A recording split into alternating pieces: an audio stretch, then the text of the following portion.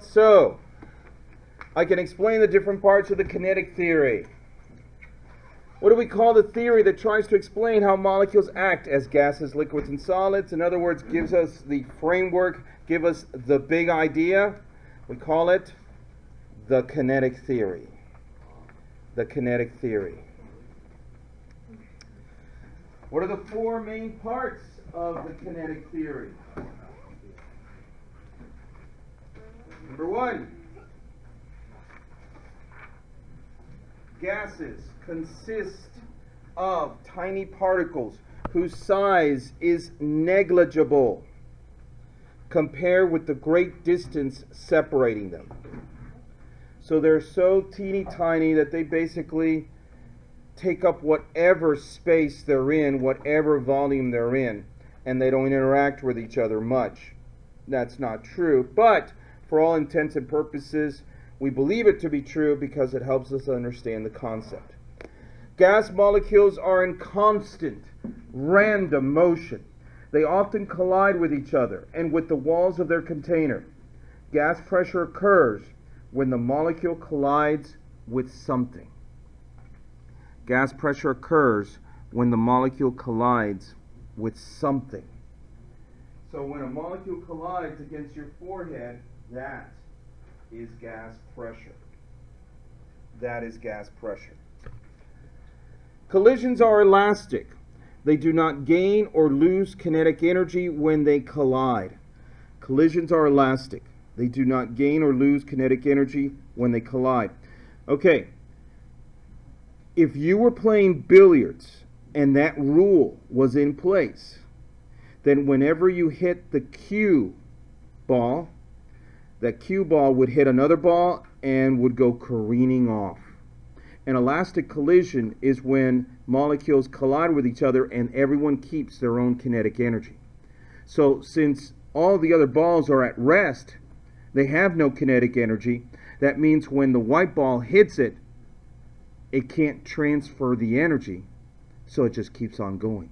Actually, if it was elastic, then that white ball would continue moving and colliding against other balls and against the sides of the billiard table for all eternity.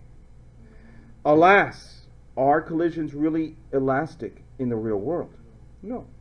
We count on it. We count on them being not elastic. For example, when Devin is playing cornerback and a running back is coming his way, he does not want it to be elastic, because if he was to run and try to tackle him, he would bounce right off.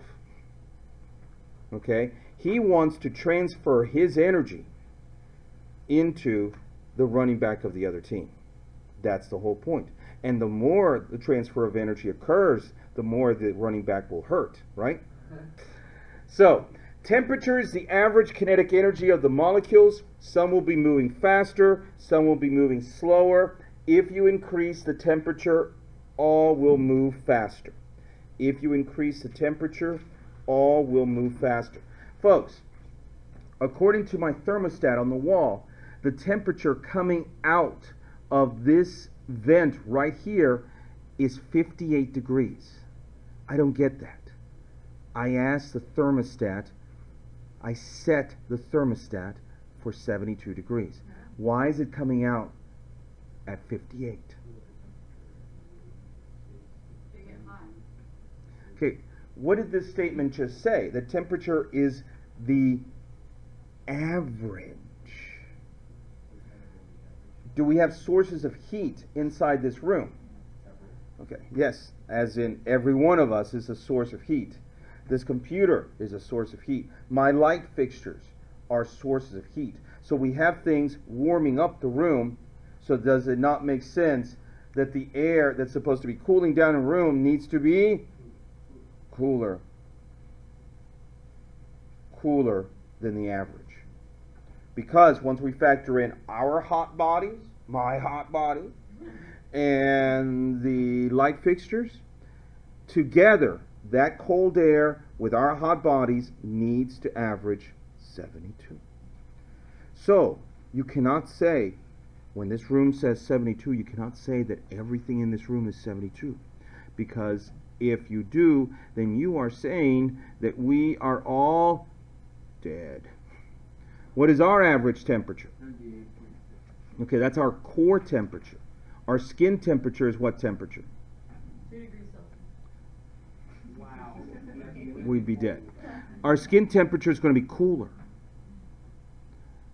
Deep inside our bodies would be probably warmer. But on the average, it's 98.6. Kinetic theory is so important. It explains how gases act. It explains how gases act. It helps us to make predictions about how they're gonna act. It helps make predictions about how they're going to act. So, it helps us understand why solids are solids, why liquids are liquids, and why gases are gases.